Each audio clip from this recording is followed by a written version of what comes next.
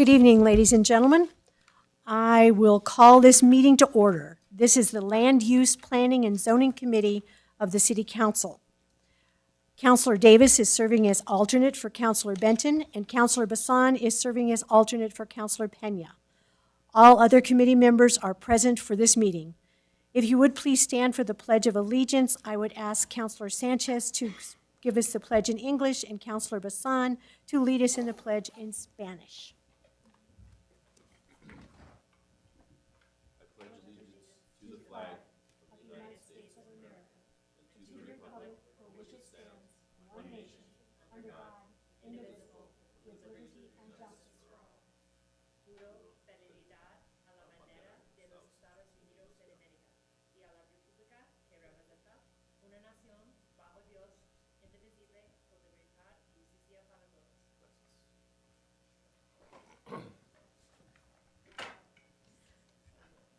Thank you, councilors. That was very nice. Thank you. We appreciate that. This meeting is open to the public, and members of the public will be providing comments in person and virtually.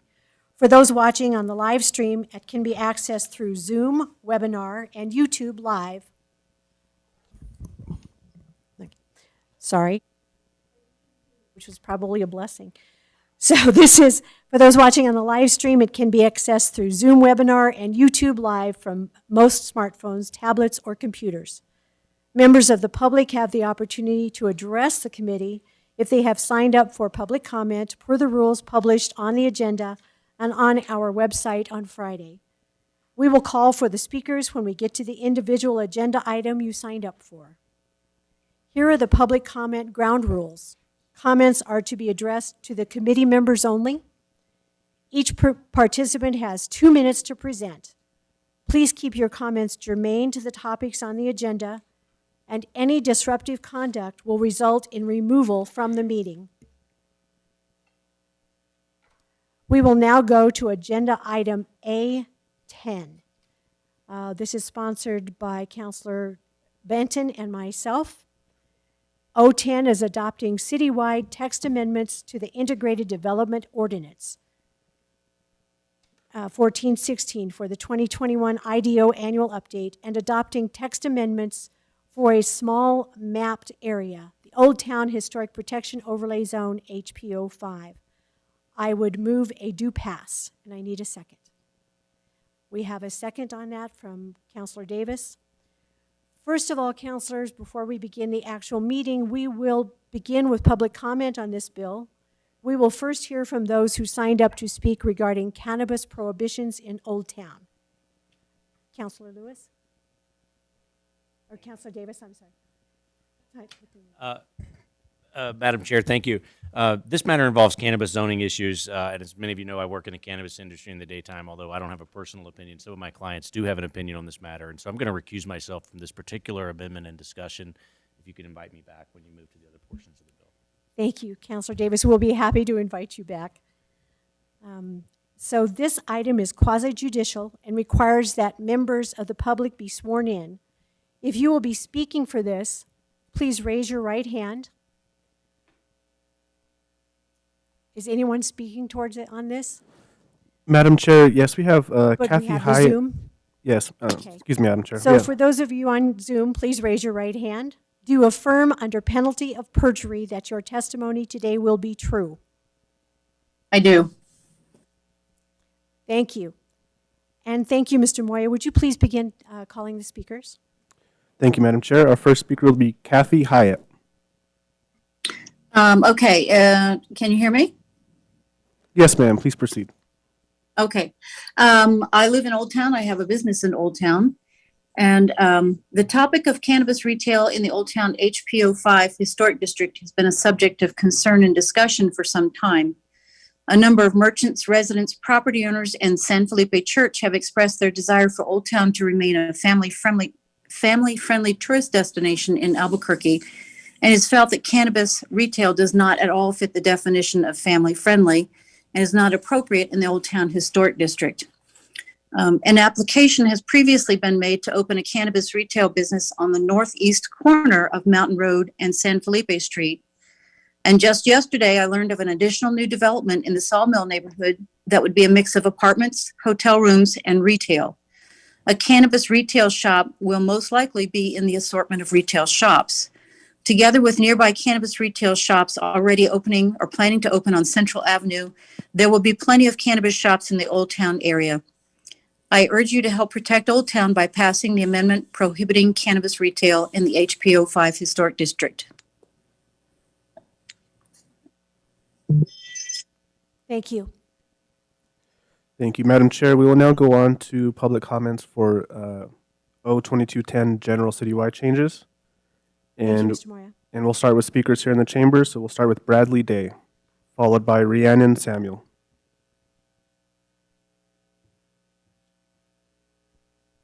Where do we go, right here? Huh? Okay. Can you hear me? My name is Brad Day. I wanted to come down to dispel the myth that I look like a dark square on the Zoom screen because I could never get my camera to work. I'm old. What we have before us tonight is an opportunity to make some significant progress in dealing with the homeless, trespassing, and all the other things that go with it here in our city. I have been working on this for over a year, and the reason I got involved was because I would ask these homeless people how they would get a job and clean up. Was there any way to do that? And they said, no, there's no place that we can go and take a shower and clean up to go to work. And I was sitting there going, what? So with the help of some other people, with some of the council members, with Petra and Shanna, we developed what we have in front of us tonight, which is to create these safe outdoor spaces that we need, which is a very cost-effective model of providing exactly what I just described, a base of operations where people can shower, do laundry, be secure, and get a job if that's what they want to do. We modeled it after Camp Hope down in Las Cruces. And frankly, if we don't provide this alternative, we have no right to tell somebody not to trespass unless we have an alternative for them to go to. That is a law that is being enforced around the country. So my time is up. Thank you. Please pass it. Our next speaker is Rhiannon Samuel. Thank you, Madam Chair and members of the committee. My name is Rhiannon Samuel, and I am the Executive Director for NAIOP New Mexico. It's the Commercial Real Estate Development Association. And really what it is, our membership is comprised of many companies and industries that contribute to New Mexico's built environment. I'd like to speak to you today about two amendments in this ordinance, A2 and A21. For A2, the Hotel Conversion Amendment, NAIOP is in support of this creative solution to get more housing and rental units on the Albuquerque market. As you're already aware, we are drastically short on rental units throughout the city, which lends itself to increased homelessness, a concern that we all share. However, by only allowing this innovative solution to be applied to funding received by Family and Community Services, you are excluding a wide variety of funding sources that can participate in getting people housed. Now on A21, the elimination of mandatory PRTs. I want to lead with NAIOP is in support of PRTs. But when this council made the changes to make the meetings mandatory and transition them to Zoom or via email, they became very generic and unproductive for both the city and the developers. So we support making them optional while also working with the city planning department to make them beneficial to both sides. Thank you. Madam Chair, we'll now move to speakers on Zoom. And our first speaker will be Gary Eister.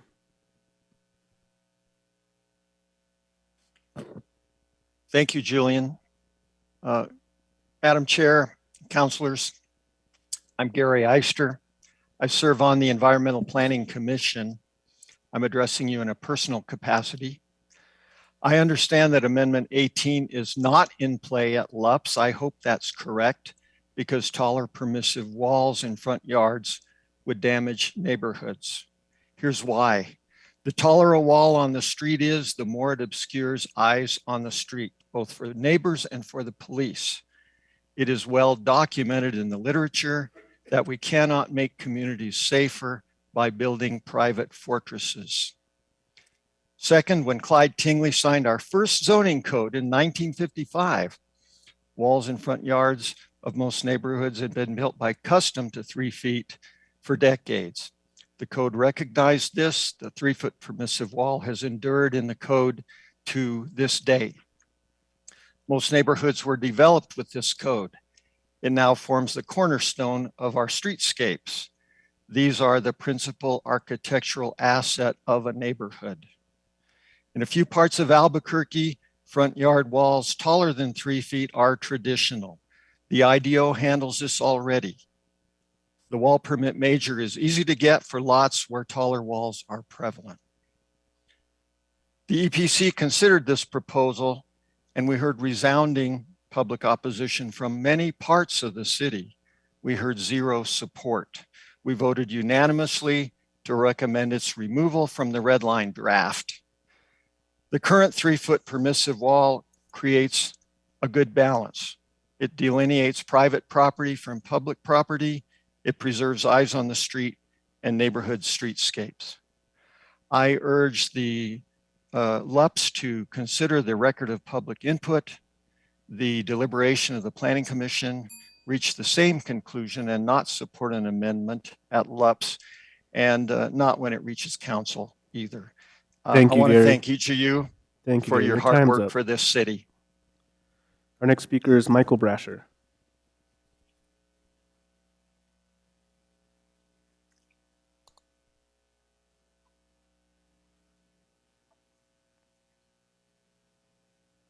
Thank you very much, Madam Chairman, members of the group. We appreciate the time. I'm Michael Brasher. I'm the president of the Intercoalition Council. Well, we're close to the end of the process for the 21 IDO annual update. Staff submitted an initial tranche of amendments last October the 28th. At that time, the Intercoalition Council formed a committee that met frequently, putting a lot of work to review and provide feedback and suggestions on that batch of amendments. Our intent was not just to say no to everything, but to make some meaningful suggestions for council consideration. They are volunteers, they provide work. It is not free time. It has a real value. Their work is important and is appreciated. Here are some of the concerns. One is that there is no cutoff date for proposed amendments in the annual cycle. Some amendments are offered at a time, not giving us adequate time to provide a thoughtful, proper response. Also, on the subject of Amendment 20 to the IDO, it failed for lack of a second. The amendment sponsored by Councilor Pena, which we appreciate, would have helped to serve to define whether a proposed amendment was technical, textual, or substantive. The ICC believes that IDO annual update process was designed for and should be confined to technical and textual amendments. Substantive changes, such as the current proposed amendments, need wider review, in my view, and the view of the ICC. Well, whether you agree with all the items that were in that amendment or not, I think it would have been a good place for discussion on processes related to the IDO. The ICC has concerns about some of the ICC processes, to be sure. I want to thank the volunteers for their hard work. They put in so much time. I think the kind of discussion that we were hoping for is that all stakeholders, Thank whether you, it's Michael. Your time is general up. public. Thank you very much. Thank you. Our next speaker is Jane Beckel. Good evening, Madam Chair, councilors. I have submitted written comments earlier today on behalf of the Santa Fe Village Neighborhood Association. So now I'm speaking to you as an individual.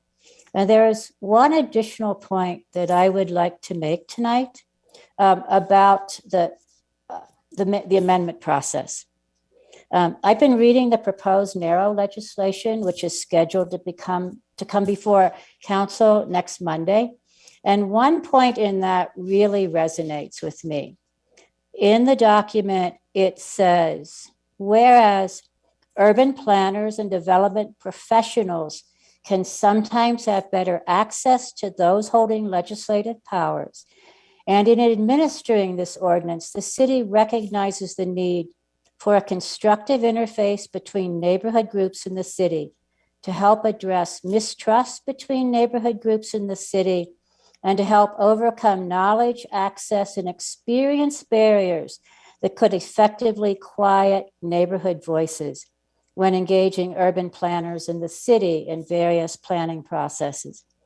I appreciate the inclusion of that in the narrow. I would also like to see it applied to the IDO amendment process. And I would like to see the inclusion of recommendations made most recently at the last LUPS meeting by the Intercoalition Council. Mr. Brasher just outlined some of those, but they include limiting the annual IDO review process to textual and technical edits, and the consideration of substantive amendments, which is how I regard all of those before this committee tonight, would be a separate process which would assure time for provision of detailed consideration of amendments. And that proposal outlines various aspects of that.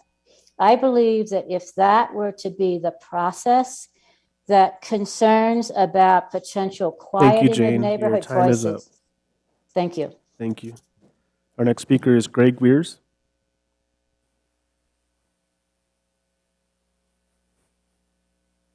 Madam Chair, councilors, the Nob Hill Neighborhood Association has considered the amendments to the IDO annual update as of April 6th. We have also considered amendments introduced earlier. The following are the positions of our association. We supported Amendment A6, internally lit signs, and were disappointed to see it withdrawn. We supported Amendments A7, self-storage lighting, and A17, variances and waivers in overlay zones, and we thank you for supporting their inclusion. We oppose Amendment A2, non-residential conversions to residential uses for affordable housing.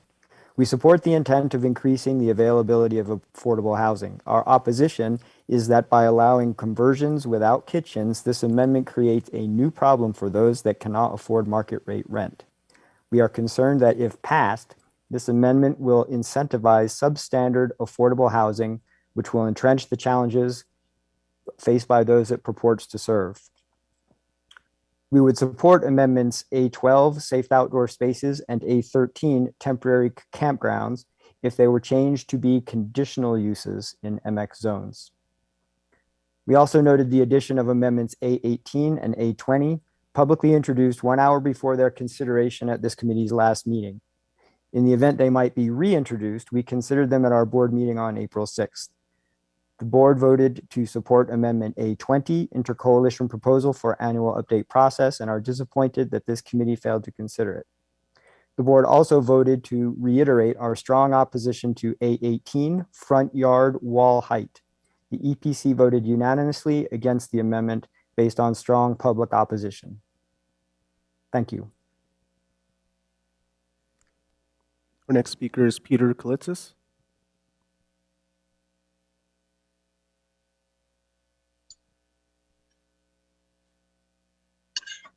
Good evening, Madam Chair and committee members. Can you hear me first?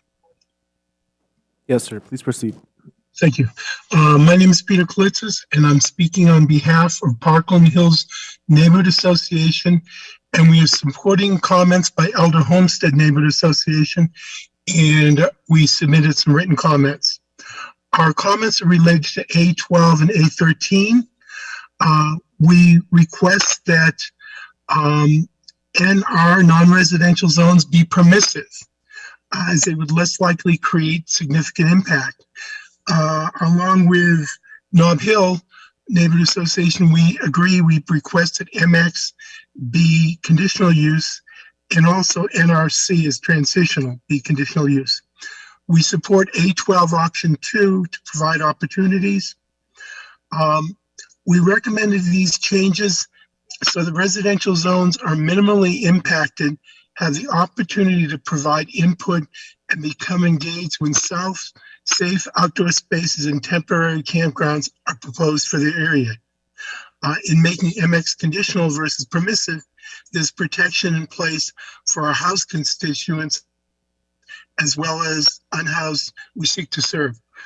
We recognize that this is just going to get worse. We need to provide, and one of the things that will be said by Elder Homestead is we would request that a maximum of 2 of these facilities be in each city council district, so as to distribute the opportunities and the burden throughout the city. Thank you very much. Thank you. Our next speaker is Patricia Wilson.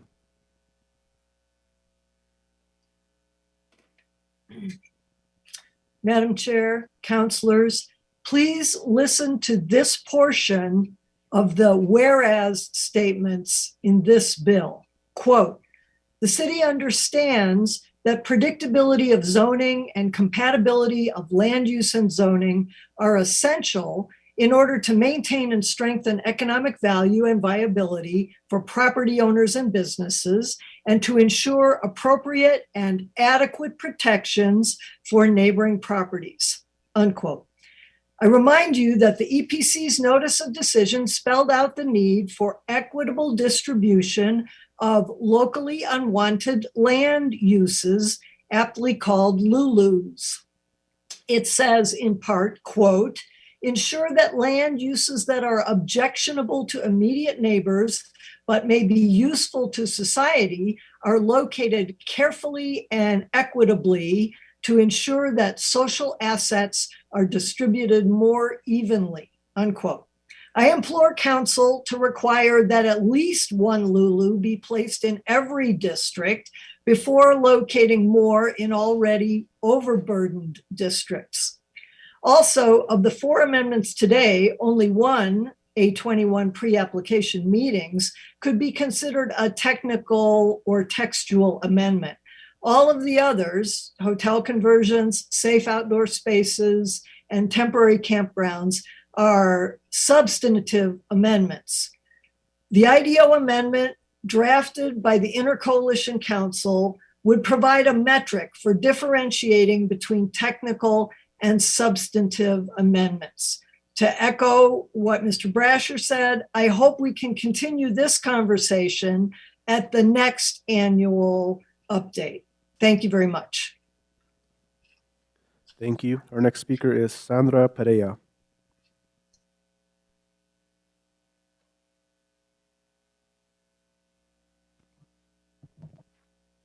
Good evening, Madam Chair and committee members. My name is Sandra Pereira, and I'm the president and speaking on behalf of Elder Homestead Neighborhood Association, and I support the comments made by Parkland Hills Neighborhood Association. However long this housing crisis lasts, we need to provide safe housing, even if it's not permanent, for our unhoused community members. The following is recommended.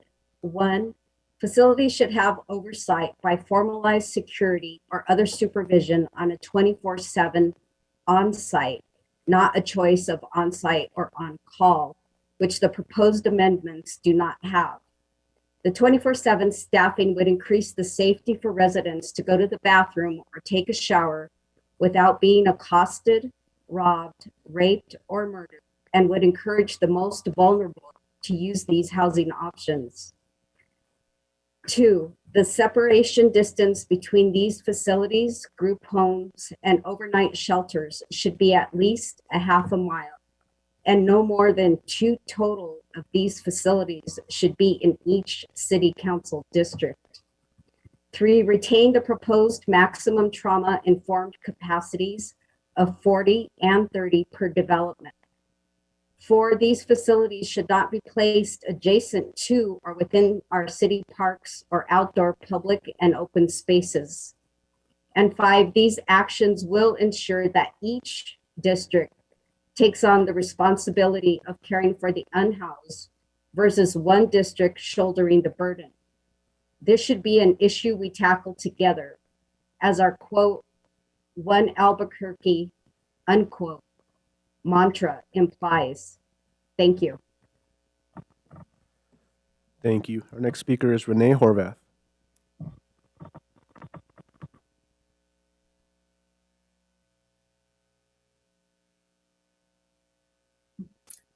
Good evening. I hope you can hear me. Yes, please proceed. Okay, thank you. Thank you. I sent in some comments yesterday, and it mainly focused on what you probably will be talking about a lot situation. But I'm speaking for myself because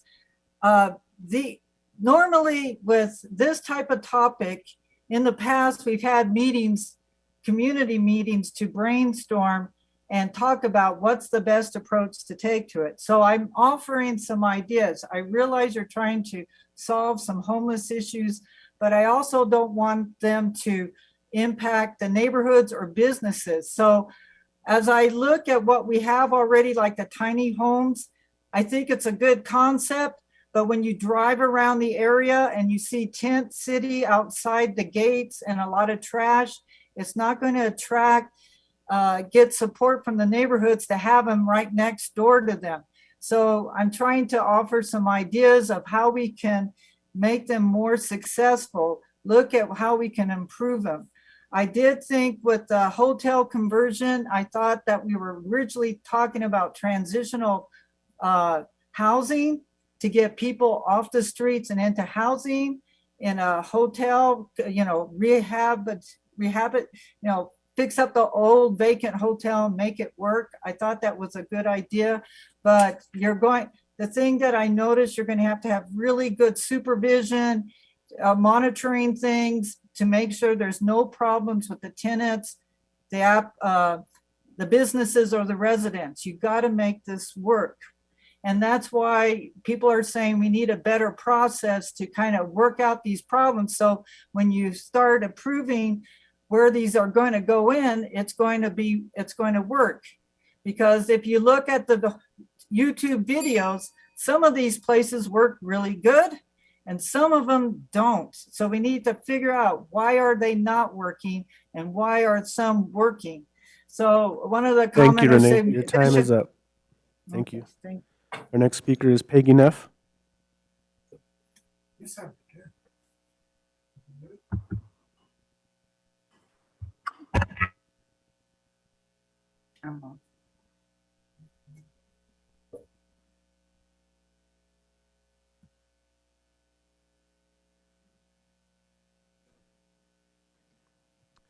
Peggy, I'm sorry. I think I accidentally moved you back to an attendee. So if you can come back in, please.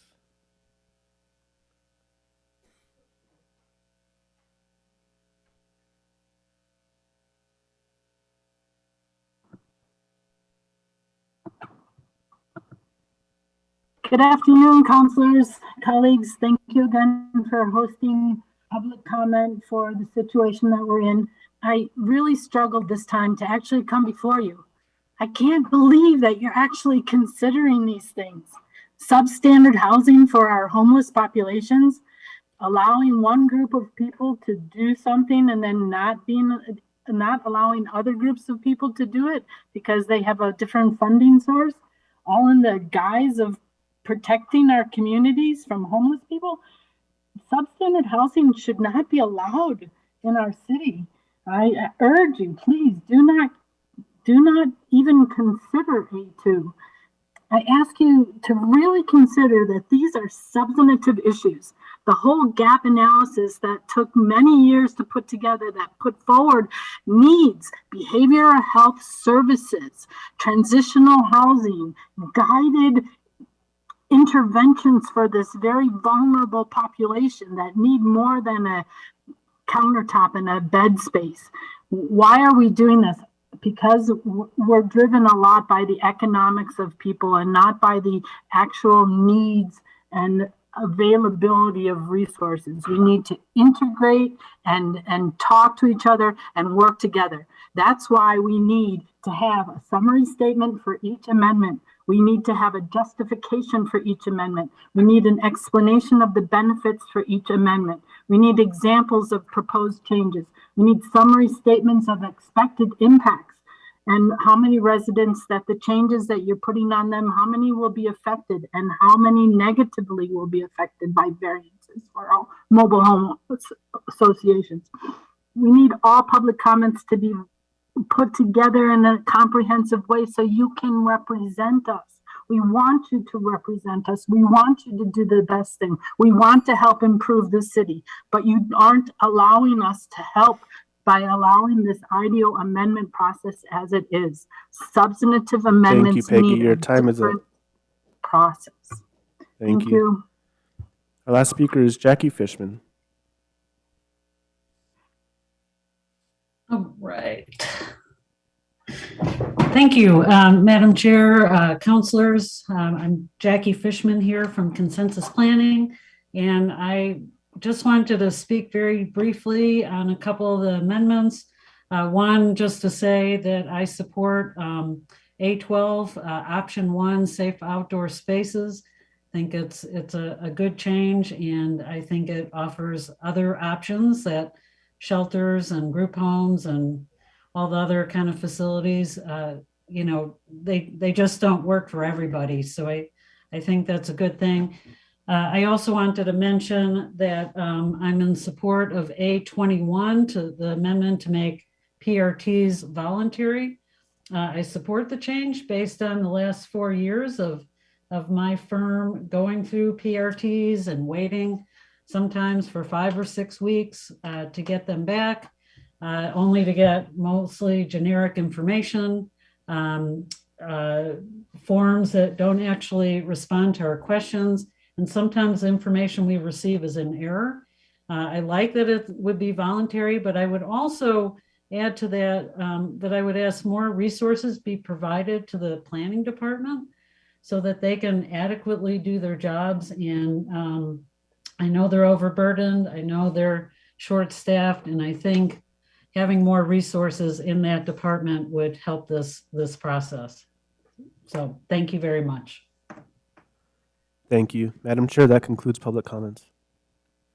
Are there any other speakers? Thank you. Thank you. Councilors, I think we're going to hear now a presentation from city staff. City staff who may speak to this agenda item must be sworn in. So city staff who may speak to this item, please raise your right hand. Do you affirm under penalty of perjury that your testimony today will be true? I do. Thank you. Thank you, Ms. Schultz. Please proceed. Thank you, councilors. Welcome to the third Land Use Planning and Zoning Committee meeting on the 2021 update to the Integrated Development Ordinance. Next slide, please. A quick reminder again of the timeline of how we got here today. This process was kicked off in September of 2021 by the planning department, who had been gathering potential amendments for review and decision. Those were distributed to the public for their consideration. Moving into October, the department held public meetings and open houses on that proposed list for discussion and took feedback on that proposed list. In December of 2021, that list of amendments was reviewed by the Environmental Planning Commission. They held one meeting on the matter and took public testimony, and ultimately ended up recommending approval of the packet unanimously. In February of 2022, the City Council offices received the packet of amendments, and it was placed on the letter of introduction to begin its process in the council review and adoption timeline. That brings us to March and April, where we have been spending a couple of our Wednesdays here at the Land Use Planning and Zoning Committee meetings, considering not only what the EPC recommended from their meeting in December, but also any additional amendments or new amendments that councilors have put forth. After this process concludes at the committee level, the packet will go on to the full council. The full council will then be considering everything that the EPC has recommended from their December hearing, in addition to anything that this committee chooses to recommend for approval. And at that time, councilors will also be able to put forth additional amendments at the full council process. Next slide. I'll remind you that when the EPC held their meeting in December, they were considering two separate applications. You may have noticed that we've been holding public comment separately in kind of two bundles. One of those applications is specific to a small mapped area in the Integrated Development Ordinance. Any changes to a small mapped area have to have kind of a more explicit review and adoption process. So those are considered separately. That would be the cannabis prohibitions in Old Town that I will review in just a moment. And then the second and larger bucket are general citywide changes to the IDO, which can be considered and reviewed by the council legislatively. Next slide, please. I will review again for you the proposed changes to the Old Town HPO 5. Next slide. The update this year proposes to prohibit the 3 cannabis-related uses in the Integrated Development Ordinance within the Old Town HPO 5. On the screen, you'll see that kind of blue map. Anything within that blue boundary is the Old Town boundary. This proposal is to prohibit cannabis retail, cannabis cultivation, and cannabis-derived products manufacturing. The EPC considered this request as a part of their December 2021 hearing and generally heard support for the request through public comment and unanimously ended up recommending approval to the City Council for those changes. Lot line to lot line. Next slide, please. One more. Thank you. So next, moving on to the citywide changes. My presentation tonight is going to focus on amendments that committee members have chosen to put forth. At the March 30th committee meeting, the committee did vote to approve or otherwise deal with about a dozen amendments. So what's before you tonight is about 5 amendments for discussion that the committee may choose to act on or not, but my presentation tonight will focus only on those that are up for discussion this evening. Next slide. Moving on to Amendment A2. At the March 30th Land Use Planning and Zoning Committee meeting, there were 3 options presented to you for this amendment related to the conversion of non-residential uses to residential uses. What you'll find in your packet tonight is only one version of this amendment that does a couple of things with this proposal. First, it retains the requirement that these projects have to be associated with city funding through the Department of Family and Community Services. That was part of the conversation at the last committee hearing. To reiterate, it reduces the requirement for a full range stove or oven. That is to say that a hot plate, a microwave, a toaster oven, some kind of much smaller heating element for cooking food would meet the requirement for a kitchen as far as the IDO is concerned. This amendment requires that 40 hours of on-site service coordination be provided. I think the idea here is that these housing developments would be for low-income residents who might need support services, and so this amendment kind of bakes in 40 hours a week of those support services on sites. And lastly, there are some occupancy requirements for these particular developments where it's a non-residential conversion to residential uses with city affordable housing dollars of 2 people per efficiency unit, 2 people per 1-bedroom unit, and 4 people per 2-bedroom unit. Madam Chair, that's my overview of Amendment A2. If it's the pleasure of the committee to vote on amendments as I present them, we can do that, or I can go through the presentation as a whole and we can vote after the fact. Councilors, do you have a preference on this? Councilor Davis. Madam Chair, from way in the corner, if it's okay, I would ask that the council or the committee try to take care of the cannabis amendments up front so that I can rejoin the conversation for the other matters instead of doing that. Thank you, Councilor Davis. Councilors, would you like to take a vote on that? All in favor of Councilor Davis's proposition, say yes and raise your hand, please. Yes, that would be fine. Let's take care of the cannabis issues first.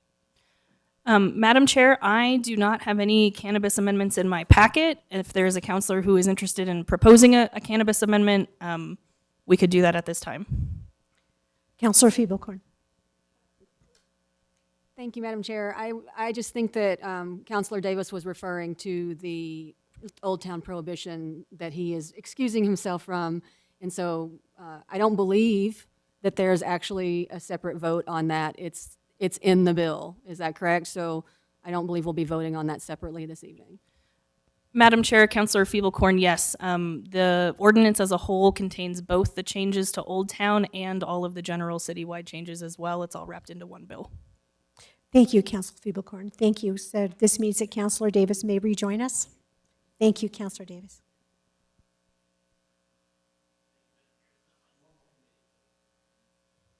Councilor Bassan. Madam Chair, I think it would behoove us to go ahead and go one by one through these and have the presentation and then some discussion so that we don't end up getting confused in the process. Councilor Bassan, I agree 100%. Please proceed. Madam Chair, with that said, I'll stand for any questions on Amendment A2 related to the conversion of non-residential uses to residential uses. That's my full presentation for that amendment. Thank you. Councilors, are there any questions? Councilor Bassan. Madam Chair, thank you. So the term substandard, I get that we're trying to make amendments so that we can ensure this is not substandard, but is this something that we're going to consider substandard even if it's a, you know, I mean, like there's still a bathroom and there's still, so I don't believe that this is necessarily a substandard dwelling to begin with, but the fact that we want to make it more inhabitable for long term is what we're trying to do. And I'm hoping that you can help me just clarify. There's some concerns in the public that we're trying to move people into a substandard unit, and I don't think that's the case. Madam Chair, Councilor Bassan, if one were to use the term substandard, that should be speaking pretty directly to the building code and requirements within the building code. There is nothing proposed in this amendment that would conflict with the building code, and all other requirements of the building code would still be required. So I don't think that the use of the term substandard is quite accurate here. Madam Chair? Yes, Councilor. Thank you. So this might be for Director. I see Director Pierce and I see Ms. Holguin here. I'm curious what does family and community have about this? Their opinion about making sure that I mean, in my opinion, we have to do something in Albuquerque. We have to do something, and we have to do maybe a lot of different things. So to me, I really think that this is a really great first step in one avenue. There's many other avenues, but I'm wondering, Director, do you imagine there are some unhoused individuals who would gladly take affordable housing dollars from the city of Albuquerque and live in a renovated motel space with a hot plate, even though it's not a full stove? Councilor Jones and Councilor Bassan, thank you for your question. Absolutely. Right now, we need to do whatever we can to create more housing options for our unhoused neighbors. And I think we've had experience now with the COVID experience of having quite a few people in hotels. And these hotels don't have kitchens or hot plates. And so we, the city, provide those services, food services for people.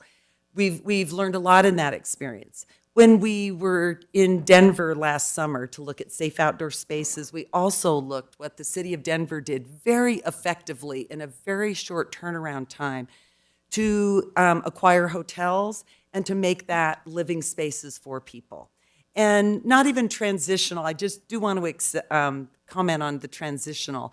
I mean, transitional, these would be really homes for people until whatever's next for them. Sometimes people, that's their home, that would be their place. We've seen this work very effectively, and we do think by acquiring hotels, we can respond to the housing need a little bit more quickly. And I do think it's important to know we still, as a community, as a city, want to continue to build affordable housing. This won't stop any of our other projects, but those projects do take time. And so we think this is a really important way to connect people. The amendment has the hours for support help for people, and I think that's a really important piece to assist people that might use the housing. Thank you, Director. Madam Chair, one more. Yes, Councilor. Thank you. So I have a follow-up comment to that. I consider myself, and I'm well aware that I'm very privileged and blessed. And there was a time in my life where I cooked on a hot plate because that's just what I did. I don't think that it was substandard or a punishment of any sorts. And so to me, to say that we might pass up the opportunity to renovate a motel or a location so that we can actually house individuals because of the option of being able to potentially bake or cook a full, more formal meal, I think that that would be a shame. So I am absolutely in support of this amendment. Thank you. Councilors, any other questions? In that case, I believe we will take a vote.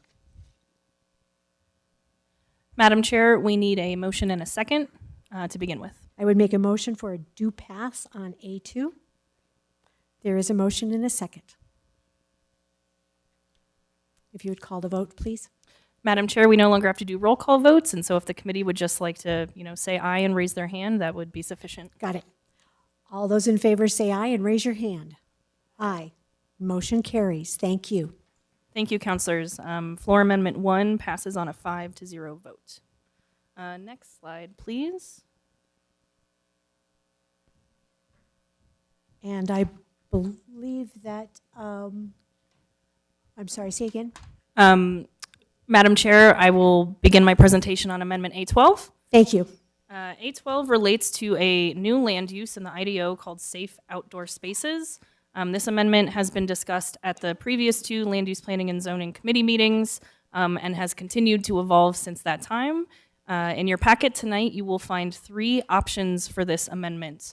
For members of the public, what staff published last week was 2 options. There's now a 3rd option that will be placed on the abc-zone website.com website likely tomorrow or Friday. Councilors, I'd like to kind of just go through the distinction between all 3 of the options and then open it up for discussion on which option might be moved by any councilor. So option 1 is kind of what I would refer to as the base version as it was proposed on March 30th. This version proposes the zoning districts in which a safe outdoor space would be appropriate. It creates some provisions for religious institutions who might be doing a safe outdoor space, creates distance separation requirements between residential zone districts with low-density residential development. It outlines the maximum number of designated spaces and the maximum occupancy, so the number of spaces and the number of people occupying those spaces in any given safe outdoor space development. It institutes a distance separation requirement for large safe outdoor spaces from another large safe outdoor space, creates requirements for water flush toilets and hand washing stations, creates some prohibitions to say that those toilets and hand washing stations and the designated spaces must be set back a certain amount of feet from the property lines when abutting residential uses and mixed use zone districts. It implements wall and screening requirements of 6 feet. So if you're doing a safe outdoor space around those designated spaces, there would need to be a 6-foot tall opaque wall, fence, or vegetative screen. It would require a management plan or a security agreement in place for the property that would indicate on-site or on-call support 24 hours a day, 7 days a week. There's a requirement for social services to be offered on the premise, and there's an example of what some of those social services are in the amendment. And lastly, it would create a definition in the IDO for what a safe outdoor space is. So that's kind of the base version as it was proposed at the March 30th meeting. I'll now discuss option 2, labeled as such in your packet. The only distinction between option 1 and option 2 is that the 6-foot opaque wall, fence, or vegetative screen requirement would not be required for a safe outdoor space if that safe outdoor space is accommodating folks in light vehicles or RVs. Another way to say this is if the safe outdoor space is doing tents, if they're accommodating tents, they would still have to do the screening, but if they're just doing vehicles and RVs, then the screening would not be required. The distinction between option 3 and the base version is that there's a requirement for on-site security or management. The option 1 says on-site or on-call. This would require on-site. A safe outdoor space would be prohibited adjacent to major public open space. Major public open space is a defined term in the IDO, and those are mapped areas in the city. In option 3, a safe outdoor space would be conditional in the MXM and MXH zone. Options 1 and 2 both have those as permissive in MXM and MXH, so this would be conditional here. Option 3 implements a requirement for showers. As I mentioned, there's a requirement for hand washing stations and toilets, but not showers. In options 1 and 2, option 3 would require showers. And the last addition to option 3 is there would be a maximum of 5 safe outdoor spaces per city council district. Options 1 and 2 do not have a maximum cap per district. With that, I would stand for any questions about the distinction between any of the 3 options. Thank you. Councilors, are there any questions? Madam Chair, I have a Yes, couple of Councilor comments. Sanchez. There's a couple of things that kind of concern me, and I know I'm going to go see a safe outdoor space this next week, so I still have a few issues with it. But one of the things is I like Councilor Davis's amendment in reference to making sure that we have security, but I think we should have not 1, but at least 3 security guards per safe outdoor space. And the reason why is because I think these are allowing drinking and possible drug use if they're inside the space. So that's something that that concerns me. I think that we should actually, instead of just doing, I think we should do 1 trial safe outdoor space instead of having just going all out. I think it'd be nice to know whether one's going to work. We could work out the bugs and then decide to throw money at it at that point. I think it's just important that we do keep the screening wall the entire time. I think it's important that we have the screening if somebody wants, that way it actually keeps anybody from seeing in or out. And I think it's a very, very good thing. Another thing I think that should happen in reference to this is I think it'd be very important to have community meetings in reference to the community that's going to be placed. And right now, we don't even know what communities these are going to be placed in. We know that they're going to be placed in more commercial areas, but I think it's really important that we actually have a good knowledge of where these are going to be placed so that we can actually speak to those communities before we go ahead and do the whole thing. I think if we get right down to it, we can always amend it. And I think that if we start anywhere, it should be maybe 1 per district and see if they actually worked, or even 1 trial to see if that 1 trial works. I just think that our society throws a lot of money at a lot of different things, but we don't even know for a fact if the individuals will even want to go in there. I mean, we can say they will, they'll say they will, but when reality hits, we don't know exactly what's going to happen. And to me, I've had a lot of experience out dealing with individuals who are homeless, and some of you have heard me say this before, is individuals with severe mental illness, individuals with drug addiction, severe drug addiction, and alcohol addiction. These people are the strongest survivors out there, and they've learned how to feed themselves. They've learned how to clothe themselves, take baths. They've learned how to do everything that's required to live. But I know for a fact that I couldn't live that lifestyle because that's not what I do. But they choose to do this based on financial, based on their mental capacity, and based on their physical well-being. One of the things about the homeless society is that it's littered with extortion, drug trafficking, human trafficking, unchecked crime, unchecked violent crime, and I just think that we need to really, really be cautious when we deal with this. And there's a lot of people that need the help, but we need to get rid of the bad actors that control these scenarios. And in my opinion, they're the ones that cause the biggest issue. Because if somebody's in control, 100% in control, then it's the same thing that happens in prison. They control the guards, they control the individuals who are running the situation, And then at that point, you have a situation that is not working and it's not functional the way it's meant to be. So it's going to be a very, very difficult situation to manage and to get a hold, and keep control of. So I think that I think we should go on a trial basis of just one, and I think it should also state that we shouldn't have any of these near parks where they can actually feed over into a park and then start taking over that space if it's a public park where children play. Thank you. Councilors? Councilor Davis.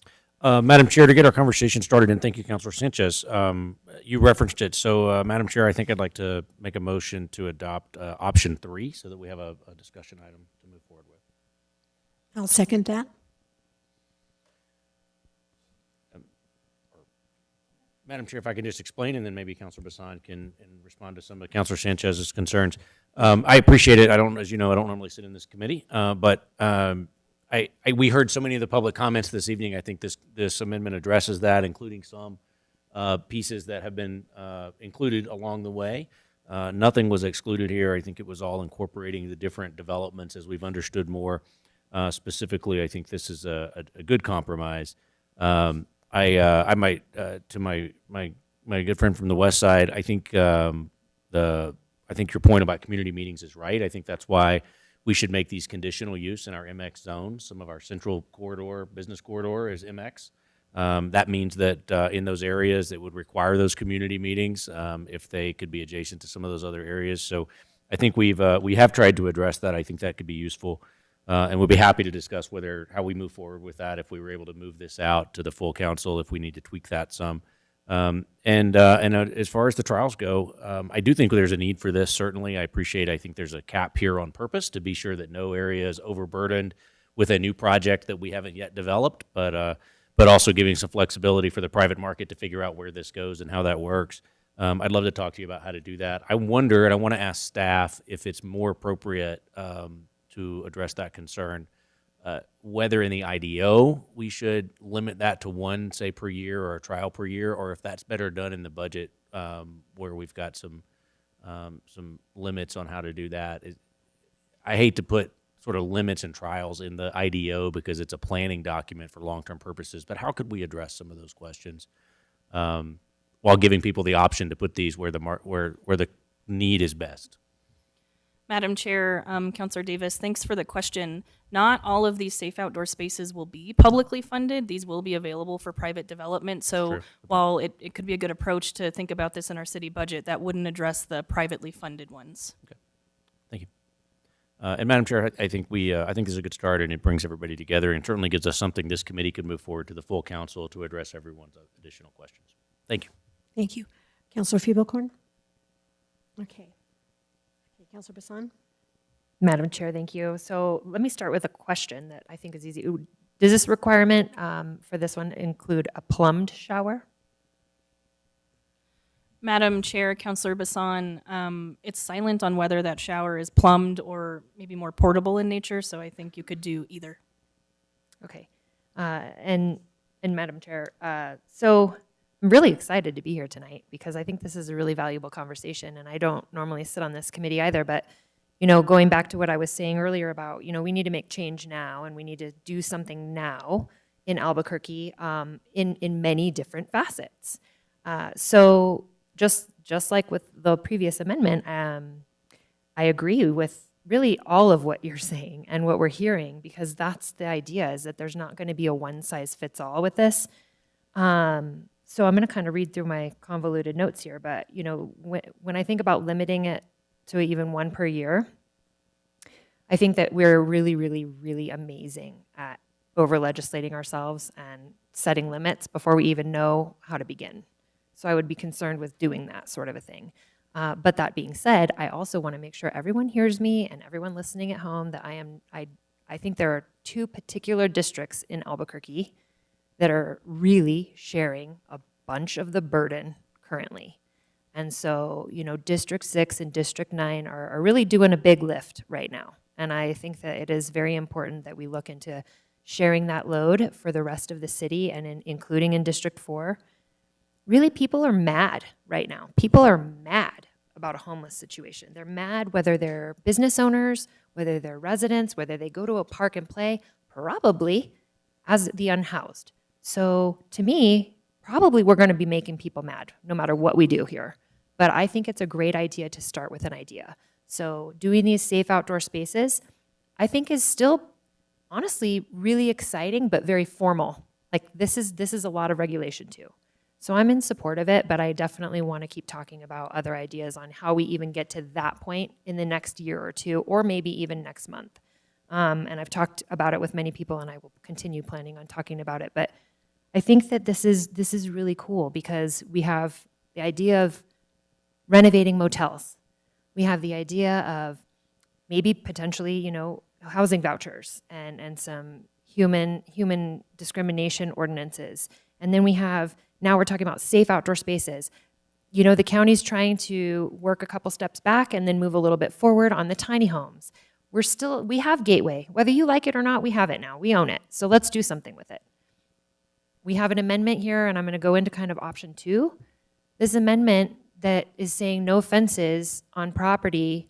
If you're going to live in a vehicle or live in an RV, fine. Something. We have to do something, and these are ideas. Let's try it. Let's try it because we're already mad. We're probably going to get a little bit madder, but then if we don't try anything, it's just going to continue getting worse. But if we try something, we're going to start seeing something else better happen. Thank you. Councilor Feeblecorn? No question? Okay. We have a motion and a second on Councilor Davis's amendment. Councilor Davis, would you like to close? Urge your support. There's a motion and a second. Let's take the roll. We're not doing that tonight. Sorry, guys. I'm never going to remember that. All those in favor say yes. Yes. Opposed? Motion carries. Thank you, Madam Chair. Floor amendment number 2 passes on a 4-1 vote. Thank you. Okay, next slide and next slide. It was 3. I would like to make a motion for a due pass of amendment option 2. Can we do that? A12 option 2. We already had a motion and a second on option 3. So we can't do an option 2 as well? Madam Chair, Councilor Bassan, options 1, 2, and 3 are kind of conflicting options. Not all 3 of them can pass. So do we not have to vote on the one that has a motion and a second? We did. Madam Chair, I'm wondering if I can ask a question of staff regarding this, though. Of course, absolutely. Thank you, Madam Chair. So how do we go about making sure that we can also amend in the idea that there is not a requirement for fencing if people are going to be living in a vehicle or RVs? Because I think that's very important as well. Thank you. Madam Chair and Councilor Bassan, either now at committee or at full council, there would need to be a motion to reconsider the amendment that passed, and then that amendment would need to be amended to strike any or change any language as desired by the committee. Councilor Davis and then Councilor Feeblecorn. Councilor Feeblecorn knows it better than I do. Thank you, Madam Chair. I just wanted to clarify that in option 3 that we just voted on, that provision from option 2 is in option 3. And so we are saying in option 3 that if you have a safe parking spot, that does not require the 6-foot fence. And this is why I don't sit in last minute at meetings. Thank you very much, everyone. Yes. Madam Chair, Councilor Feeblecorn, that is not correct. Option 3 does still require fencing for all types of safe outdoor spaces. So I'm looking at the version that was passed out to me on the second page, 4-3C9F. The area containing designated spaces for tents shall be screened on all sides by an opaque wall or fence or vegetative screen of at least 6 foot high.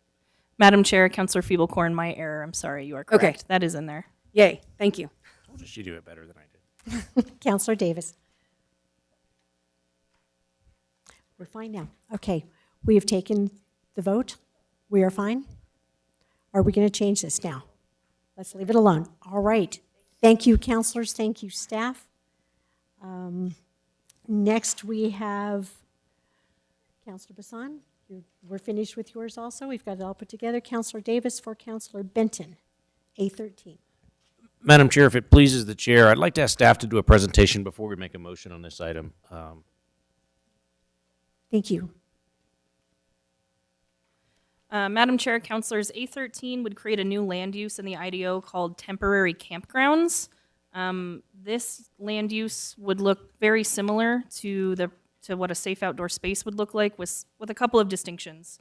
I think the first major distinction is where these would be allowed, whereas you just voted to make safe outdoor spaces conditional in the mixed-use zones. Temporary campgrounds would be permissive in all of the mixed-use zones, so that's the first major distinction. The second would be the temporary nature of temporary campgrounds, in that a safe outdoor space would be considered a permanent land use. A temporary campground would be able to operate for a time period of 1 year with a potential for a 1-year extension, so a possible maximum of 2 years, at which point that temporary campground would need to, close down and move elsewhere in the city.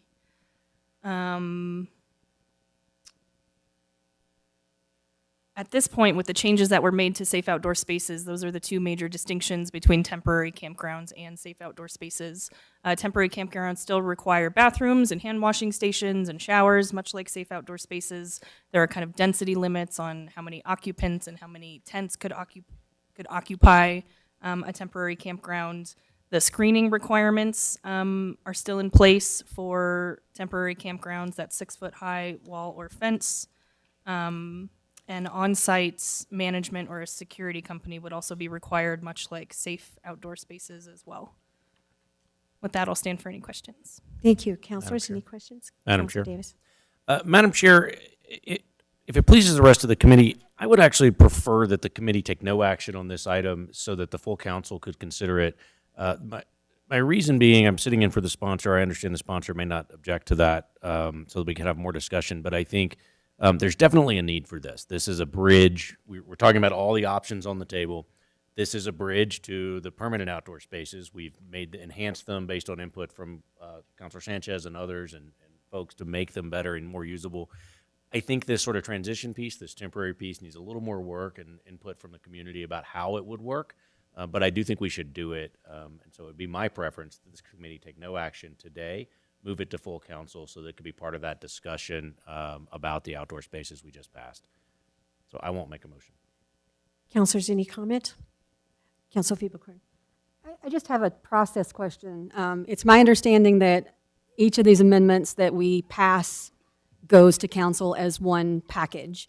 How would an amendment that is not passed through LUPS make it to council? Madam Chair, Councilor Fiebelkorn, it would be presented, the text would kind of be copied into a floor amendment at City Council as opposed to being in a committee amendment format at committee. Thank you. Thank you. Do I hear a motion? If not, I would make a motion to move this to full council. Madam Chair, I believe Councilor Davis's request was that no motion be made on Amendment A13. Just leave it where it is. Is everyone okay on that? All right, thank you. Okay, that brings us to our final amendment. Next slide, thank you. This is Amendment A21. This proposes to remove the requirement for pre-application review team meetings, also called PRTs. PRTs existed prior to the IDO and were brought into the IDO as a requirement for many development application types. These are meetings between the applicant and the city. It's a very preliminary style discussion that is non-binding in any way. It's an opportunity for an applicant, especially one who is maybe not familiar with the city processes for development, to sit down with staff and say, I want to do X on my property. Can you help me understand how I accomplish that? And city staff kind of walks them through the IDO and says, well, here are the provisions that would be applicable to you. Here are the review and decision bodies that you would have to go before. And then the applicant walks away with that knowledge and then goes on to decide if they want to submit an application to the city or not. These are purely informational, again, only between the applicant and the city. I think the councilors and staff received quite a few emails over the last week that there was some concern that this amendment would be reducing the interaction required between the applicant and any applicable neighborhood association or coalition or property owner.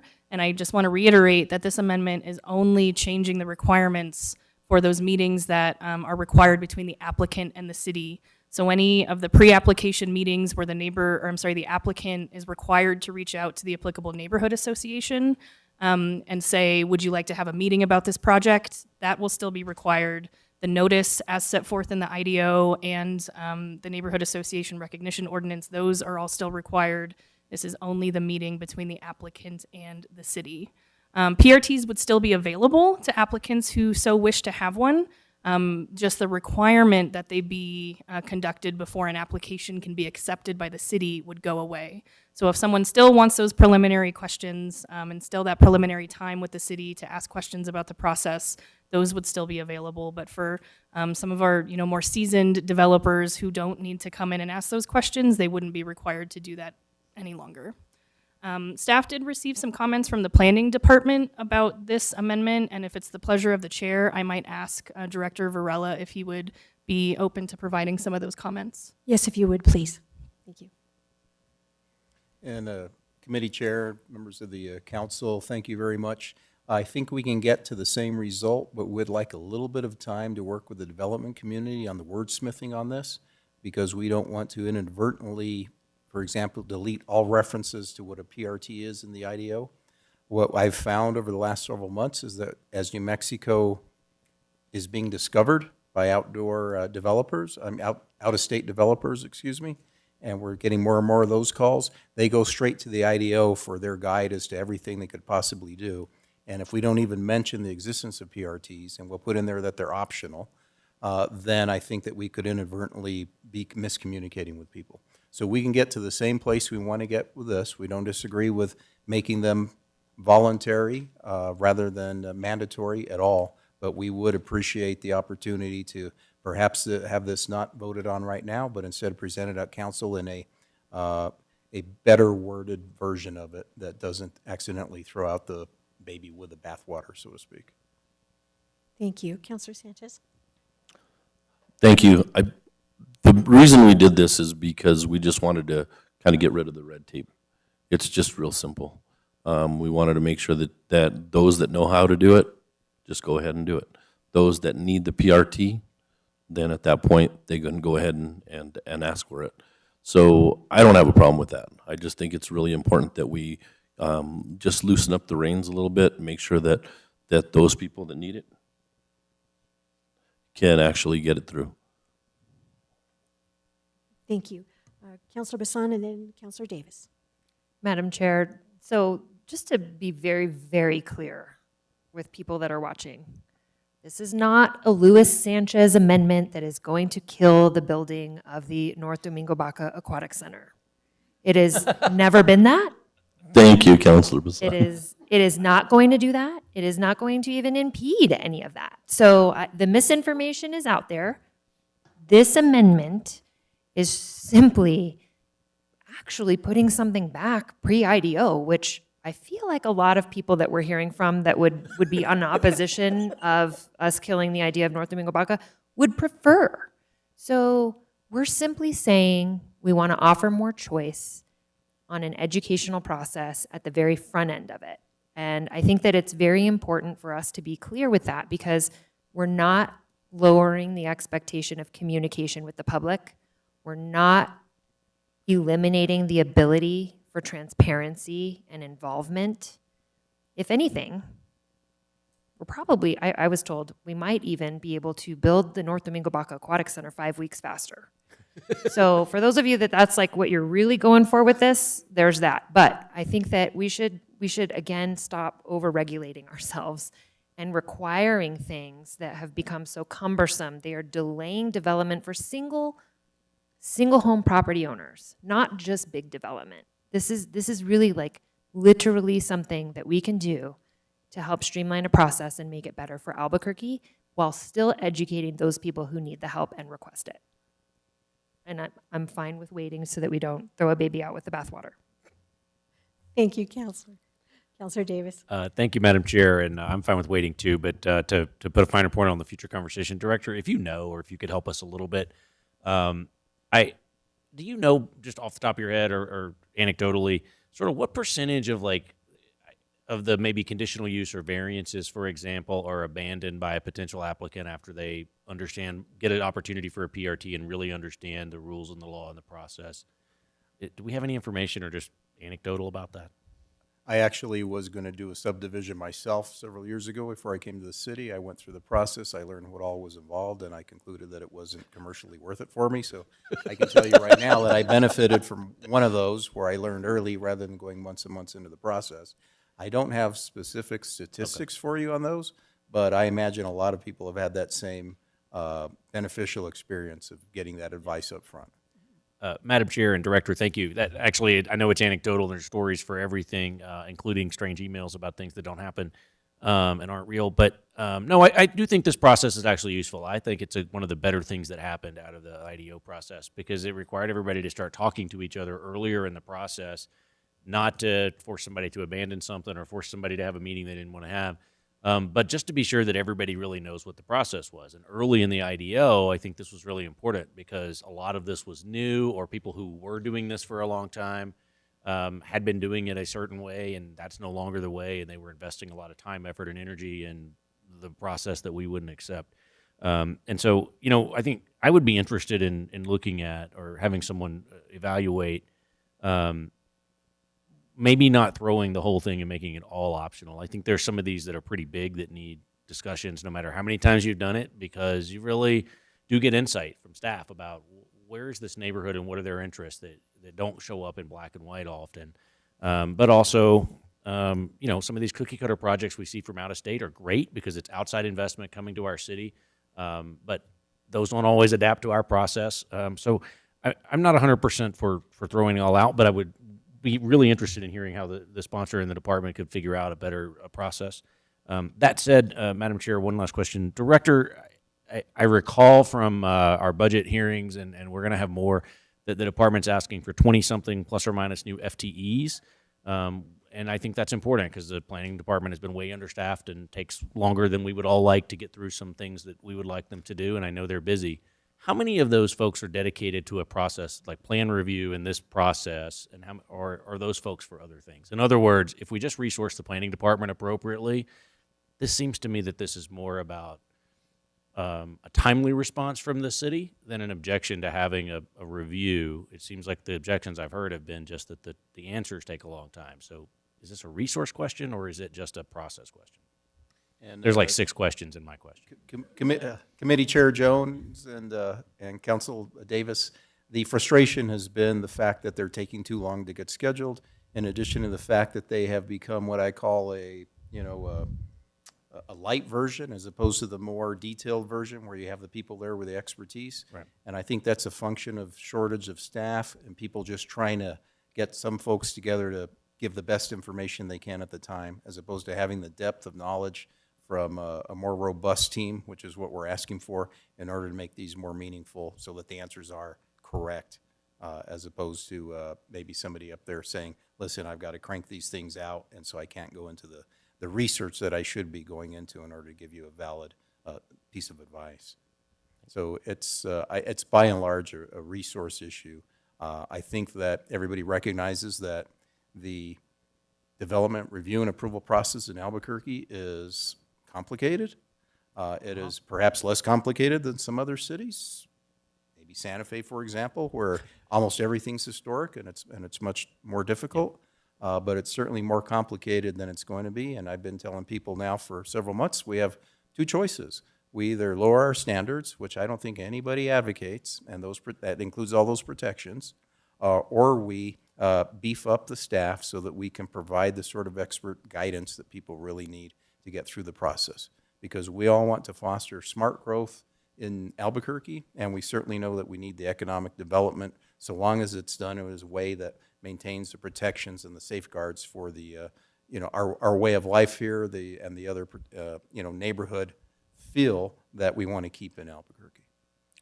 Thank you, Madam Chair. Thank you, Director. And given that choice put me in the more resources bucket, I think we have a good set of rules, and I think we can do better to resource that better so that folks can get a better answer quicker, and have staff that have more time to lend their expertise instead of just having to check a box or trying to move a lot up forward. So I appreciate that. I can't wait to see how this comes back to us. Thank you. Are there any other questions? Councilor Fiebelkorn. Thank you, Madam Chair. I'll just kind of piggyback on what Councilor Davis was saying. I've met with developers. I've gotten a lot of emails on this, and except for the ones that told me that we were trying to get rid of Councilor Bassan's pool, every single one of them said the problem was not with PRTs, it was with the problems that they're having getting the PRTs to be useful for developers. And so I think the answer, it makes more sense to me to fix our internal problems, to keep PRTs in place, since everyone seems to universally agree that they're useful both for the city and for the developers. So I am going to agree with Councilor Davis. The answer here is that we need to adequately resource the planning department and make sure that we're able to provide this service to developers in a way that really facilitates good interaction and good projects. Thank you. Thank you, councilors. Councilor Bassan? Madam Chair, so Councilor Fiebelkorn, I also, to echo to play devil's advocate to that actually, I think that there's some concern because what if you have, to what Councilor Davis was saying, like a cookie cutter development here in Albuquerque, done in Albuquerque, years and years, all the same things. And because we have a requirement for a meeting, now you have to wait 2 or 3 more weeks because you're in the queue. Just for formality's sake and because we're legislating that. To me, that's where I think it's really beneficial to say that it's by request. So that way those people that need the help, that want the help, we can make sure to maybe beef up some of the education process that the help is there if requested. But to me, I hear that we're going to hear more about like a middle ground on this with the verbiage and what we may choose to do, but by requiring it all together, I think that we have created a huge problem for those people who are very, very well versed in what they're doing here, and it's just costing time and money for, again, like single property owners or big developers and everyone in between. So to me, it's like, well, if you know what you're doing and you don't want help, cool, go get your application. Go fill this out, go through the process, go see what you need to do, meet with the water authority, meet with everybody. And if you struggle, ask for one of these meetings, and the city and the planning department's willing to help out with that. Thank you, Councilor Bassan. Any other comments? Councilor Sanchez. Thank you, Madam Chair. I just wanted to say that it's just, I think we're going to meet middle ground anyway, based on what we're saying. But I think it's just going to be an excellent process for someone that already knows it. If they know it, then why can't we just let them do it? You said yourself that scheduling was kind of a little bit of an issue, and if scheduling is an issue and it holds back progress, then, and somebody knows what they're doing, maybe there's a checkbox where they can say, I know what I'm doing, or I know that I need the PRT. And maybe there's a couple other checkboxes that actually prove that you know. And, maybe we have a couple of little ways to fix that as well. So I think we're going to be in a good situation once Council Services sits with you. I think we'll be able to work and iron those out so that we can actually make sure that the people that are ready to move forward can move forward timely. So I just really think it's something that's going to help all of us, all of Albuquerque. Thank you. And was that your close, Councilor Sanchez? Yes, that's my close. There's a motion and a second on A20. Oh, we're just reviewing it. So we move on. We'll send this to staff or on forward. So it does say we need a vote on the final bill as amended. So 010 as amended. I move approval of 010 as amended. There's a motion and a second. Councilors, any discussion? All those in favor? I have Councilor discussion. Fiebelkorn? Thank you, Madam Chair. I'll just go on record again as saying that the Old Town prohibition is something that I do not support. I think that the state legislation was very, very clear that individual jurisdictions are not allowed to opt out of the Cannabis Regulation Act, and there are cities and towns that are smaller than the Old Town overlay. And so, the idea that a part of town is so special that they can go against the state law.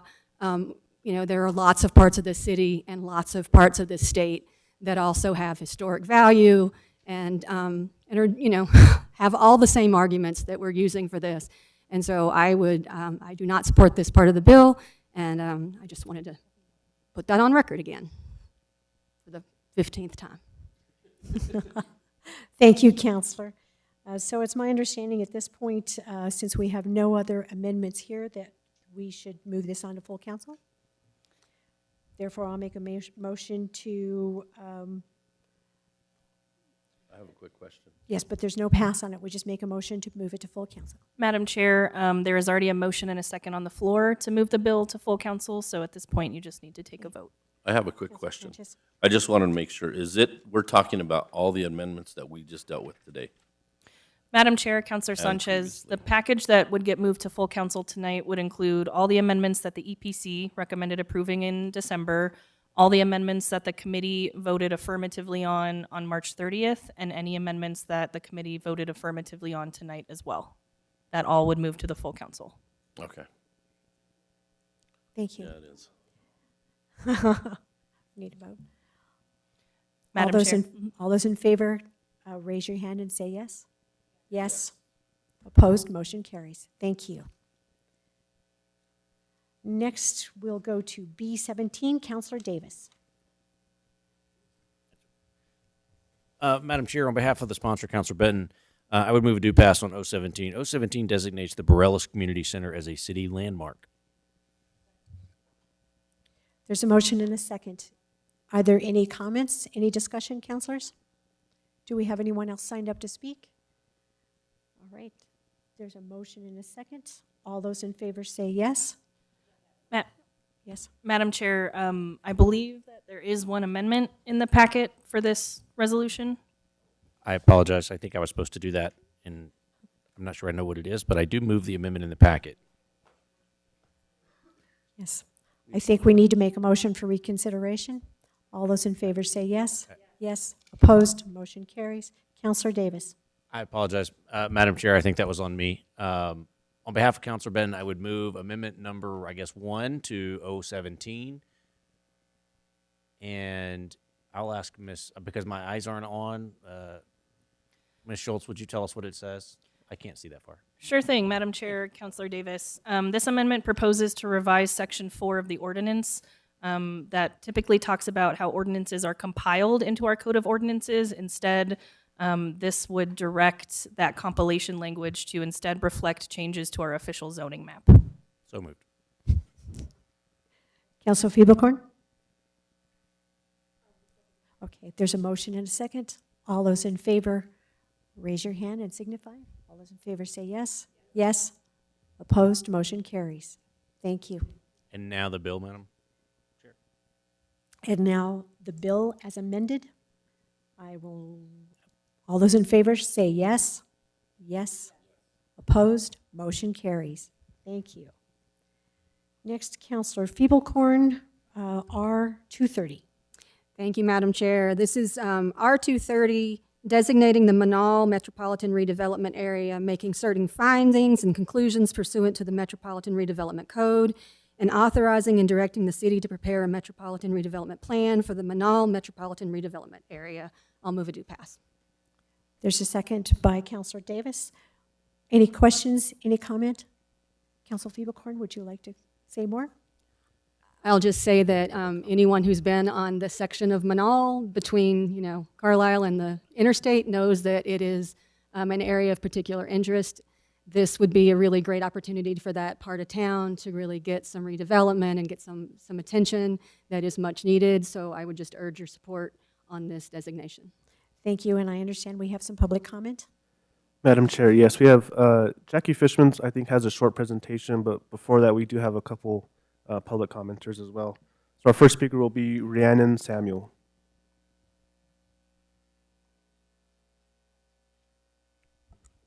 Hello again. Hello again. Rhiannon Samuel, Executive Director of NAIOP New Mexico. We support the designation of the Manal Metropolitan Redevelopment Area. We believe that MRs are a valuable tool in supporting positive value-added development while downsizing some of the risk for developers. Thank you. Thank you. Our next speaker is Trevor Selby.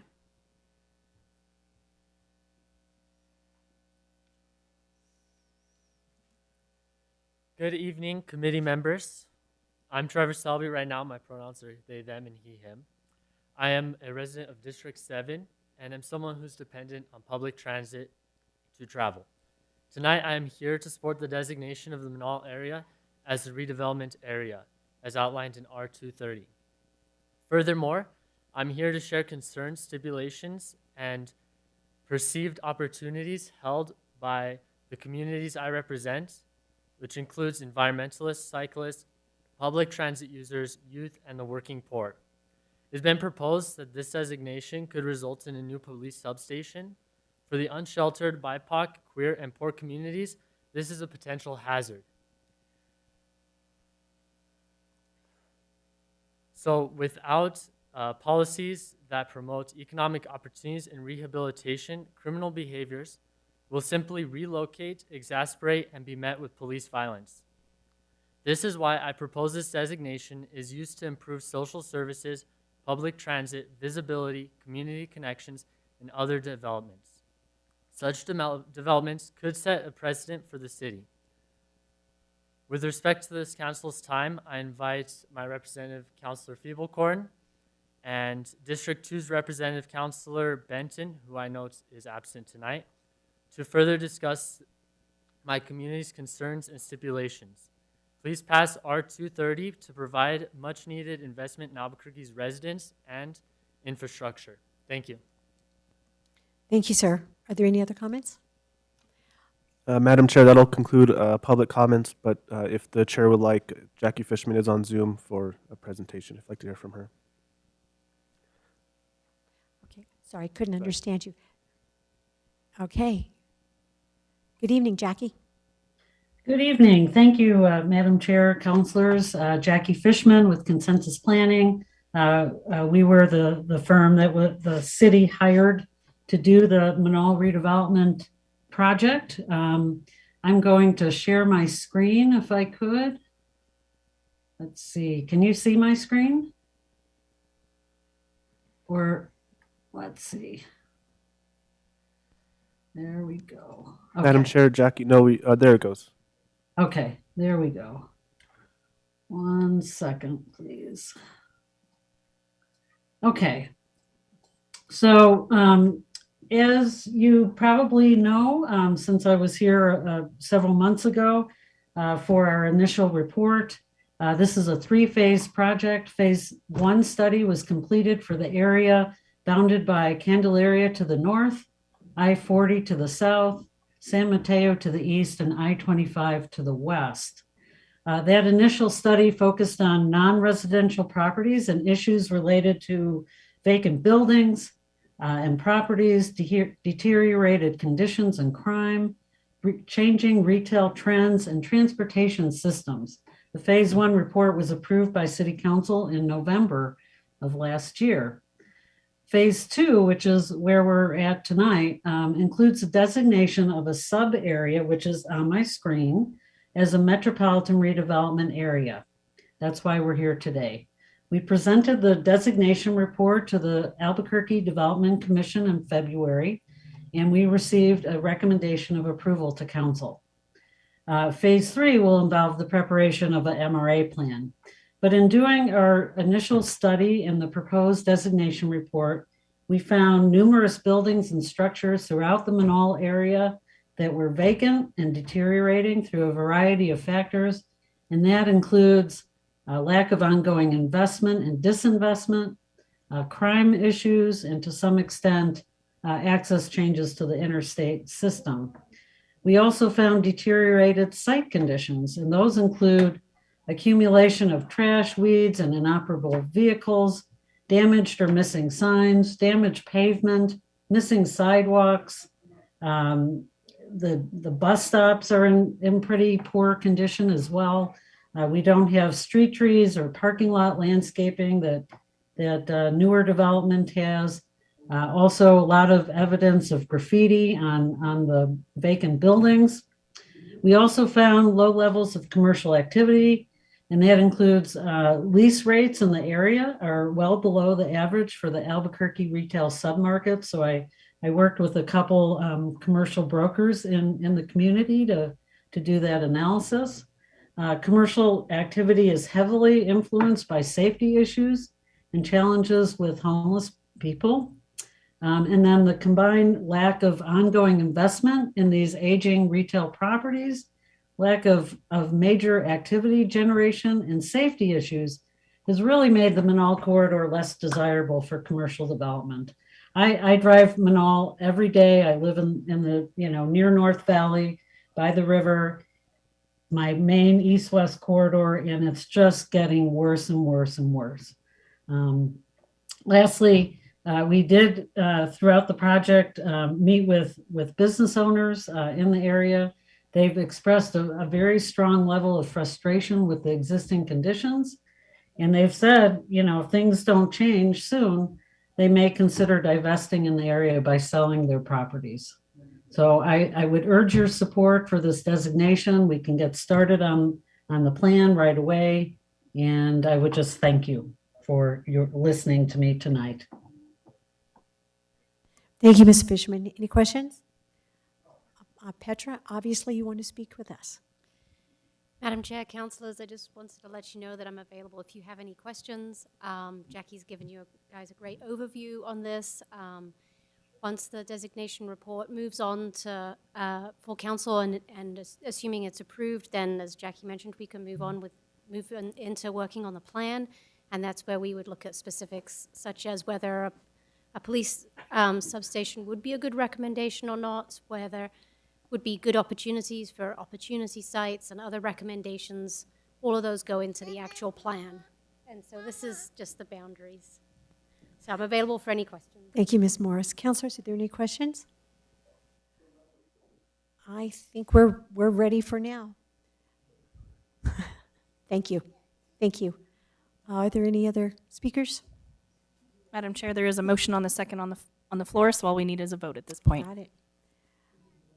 All those in favor, raise your hand and say yes. Yes. Opposed? Motion carries. Thank you. I believe that concludes our meeting for this evening. Thanks for everyone who was patient with us. It's a little difficult when we do all these different ways, but we'll get it. Thank you. Good night.